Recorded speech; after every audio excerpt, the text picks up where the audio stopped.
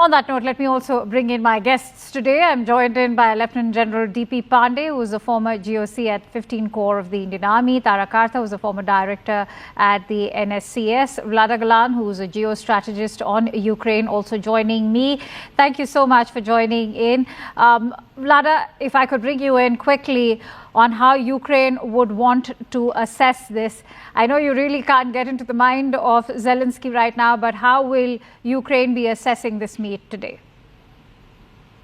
Well, first and foremost, I think everybody certainly hoped to see a ceasefire come out of today. However, what was really incredibly positive, despite the fact that a ceasefire deal was not reached, was the simple fact that you do have a pathway potentially for even another meeting. And it looks like, while they're being very quiet about it, we do have a potential framework of a deal that could be shaping up behind the scenes. And neither side is going to disclose that, because that would create a problem releasing that kind of information and could sabotage a potential deal. So I think that what's most positive about what Trump said coming into that press conference is he made it very clear that nothing can be agreed upon without Zelenskyy, and he's first going to contact NATO, which I thought was quite interesting, and also, of course, President Zelenskyy. And I think Zelenskyy is going to be very happy to hear that. I think the Ukrainian people are more than happy to hear that something has not been reached without them. I think there was this huge fear that a deal would be made and forced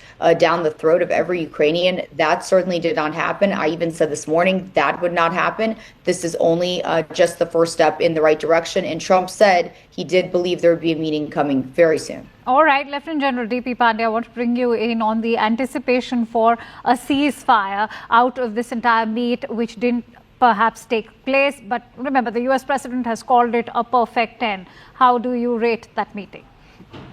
Akansha, as the two top big ones met after 4 years, this aspiration and expectation from the world that there's going to be a peace deal straight away in a meeting without involving any element of NATO, and of course, most importantly, Ukraine, was possibly flawed. Right. So actually, one was very sure that this is not going to happen. So the essence part is that while Putin has said it is 10 out of 10 as per his aspiration, because please understand, there has been an isolation of Russia for some time. So this one meeting breaks that isolation straight away when there is a bilateral summit happening between the two top nations as of now. So that one achievement he has taken away from this meeting. The second is that Trump, when he's come out, he has said that there is no deal till the time there's a deal, or that kind of a line which is made. Therefore, it seems that the broad outline what they want to achieve of in terms of understanding what Putin desires and what is an aspiration of Zelenskyy has been understood by him, and there's a possibility here and forward that some sort of a deal may be sketched out once he has his conversation with Zelenskyy and, of course, the NATO members. The third part is, I look at it, a lot of people are thinking this meeting was only about ending the war. My sense of the thing is that it was much more than ending the war, because this whole economic slowdown, the challenge of tariff, the issue of trade, it was supposed to be a full package. And when the team of the people who are going with him for this meeting, along with the business people, so while Ukrainians may see, or the Russians may see only as a very narrow prism of only this thing, but the meeting, I think, was a larger gambit of possibly ensuring that the peace is achieved while the trade progresses, or trade should progress while peace is being worked out. Now, this whole, which will come first and which will come later, is something which will start roll out. Right now, unfortunately, everybody is focused on only a peace deal. It's interesting you highlight that there was a bit of a bilateral flavor also to this entire meet, which is why I want to quickly bring in Tara Kartha on that note. Tara, perhaps the US President has cracked that formula that for any trilateral meet, there has to be some bilateral negotiation to be offered, which is perhaps what also explains why there was the finance minister accompanying the Russian president. Interestingly, even Kirill Dmitriev, who's a Russian direct investment fund chief, was also part of the Russian delegation accompanying Putin. No, see, President Putin has been saying from the beginning That he's talking about a nuclear deal, he's talking about an economic deal, he's talking about a trade. Putin is the one who's been widening it. And he's not saying this is just about Ukraine. There are far wider issues involved between the US and Russia. And that's what he said when he spoke live. He talked, and the problem is when you say 3 hours, out of that, try and take out what went in translation, right? Because there are translators involved. What was actually said must have been about, mushkil se about 2 hours. So I don't know that this really got where Trump wanted it to go, though his last comment before getting on the aircraft was that this is a listening exercise. But it's not even that, it's just 3 hours. And out of that, we said maybe 1.5 of actual talking. And this when it was initially planned to be 7. Yes, exactly. So but then Trump is also a guy who makes up his mind very quickly. If he said 10 out of 10, so presumably there's something there. And the Russians, I mean, he was talking about the history of Anchorage and all that. That was what Putin was talking of. So he's a smart guy, Putin. He's not going to give up so easily. And for him, Ukraine is the least issue that he wanted to talk about. That's what he said. That is the last issue. We've got bigger things with the US. Maybe he's got this huge economic deal. He knows Trump. He knows what to say. He knows what will offer. So there could be something bigger here between, as you said, in a bilateral framework, which will help out, for example, the major US oil companies who've lost out a lot. There's this pipeline across Kazakhstan. He could stop that. That's a Chevron and one more, 3 US companies involved. So he has leverages too. It's not just one way. I want to quickly bring in Vlada also on that note. Vlada, is Ukraine also now going to help Donald Trump achieve his own goals for the United States? Because remember, as far as a nuclear deal is concerned, the New START treaty is all set to expire in 2026. Because many are questioning how easy or how challenging will the land swap be, given that 1/5 of Ukraine is almost occupied by Russia. You're looking at Donetsk and Luhansk, you're looking at Kherson, you're looking at Zaporizhia. All of these regions are currently under Russian occupation. What are the chances of this entire conflict now heading into a frozen conflict? The conflict is already somewhat a frozen conflict. Ukraine is not gaining any more land, and that's Sure. really unfortunate.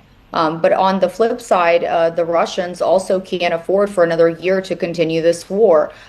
When you start imposing tariffs on countries like India that start to affect the backbone of the Russian economy with oil purchases, that starts to put a significant dent in the Russian economy. So while the Ukrainians don't have the foot soldiers to continue, the Russians, I don't think, can have the economic power, let's say, for the next year and a half to be able to sustain this war. Let's remember how the fall of the Soviet Union happened. You had the Afghan war, and then you had a broken economic back and one of the largest economic collapses.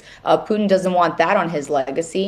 And so, I think going into this year, we also have to remember that in the Donbass region is also where a lot of these strategic minerals are that were included in the mineral deal. I certainly do not believe that Trump is going to accept any kind of deal where Russia is controlling land that has U.S. strategic interest in it. I don't believe that Trump would accept that, which could quite benefit Ukraine and Zelenskyy.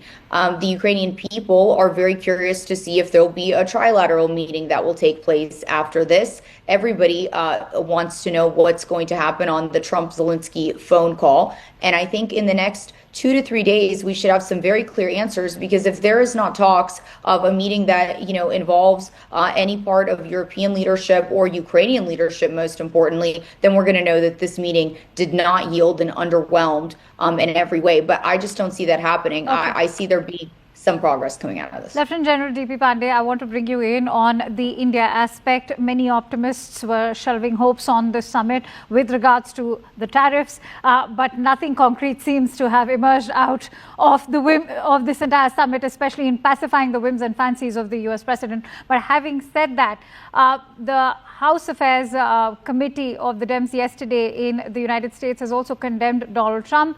They have gone on to say that the Indian tariffs have nothing to do with Putin, and perhaps if he really wanted to end that war in Ukraine or control Putin, he would have perhaps stopped the arms supply first. What's your assessment?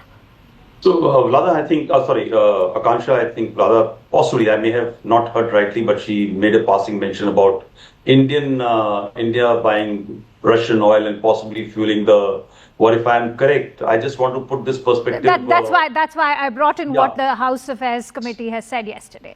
Yeah, so the problem is that rather than pointing finger at European Union, NATO allies, and America, and I think it was a very beautiful way to observe these two major leaders of two countries parlaying with each other, trying to be offensive and making a game show of it.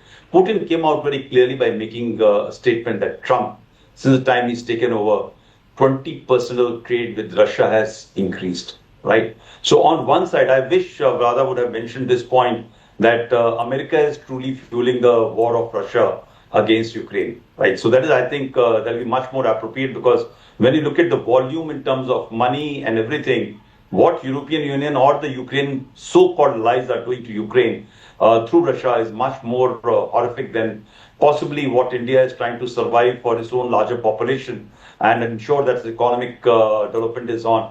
And I will very quickly wind up. Let's say something of India-China or India-Pakistan was happening. I would have loved to know how many countries would stop actually continue to trade with these two countries ever. So, being moralistic to our country when our leadership is trying to fend for a very large poor population to manage this thing, I think, and not pointing fingers towards the big powers is something very strange. Now, second part, I just want, please understand, for Putin, for Ukrainian, for us who are sitting at sideline, right, this Ukrainian thing looks like a war, right? But for Russia, they have still not called it war. For them, it is business as usual. Other part is that while he may have indicated that there are losses in terms of economic engagement, but virtually when you look at the parameters of Russia in terms of economy, they are somewhere, it's not come down, right? They are pretty okay. Everything is going absolutely fine for them. The unfortunate part which I look for Ukraine is that somewhere this country has actually been let down by NATO and them fend for itself to fight alone. Right, and that is how we need to see that how Trump is actually going to control this war here and after. Will it be by controlling? I'm afraid I'll have to quickly give closing thoughts to Tara Kartha as well, because I only have 2 minutes left. Tara Kartha, I know at the risk of simplifying this, who really has emerged as the winner out of this summit? I'd say Putin has emerged the winner, because he's got a meeting with Trump and he's got international headlines. He's okay. Trump is, however, don't write him off. He's a very smart character. And I think it's been drilled into him. He has to talk to NATO first. If there's going to be an exchange, it looks like there's going to be a territorial deal.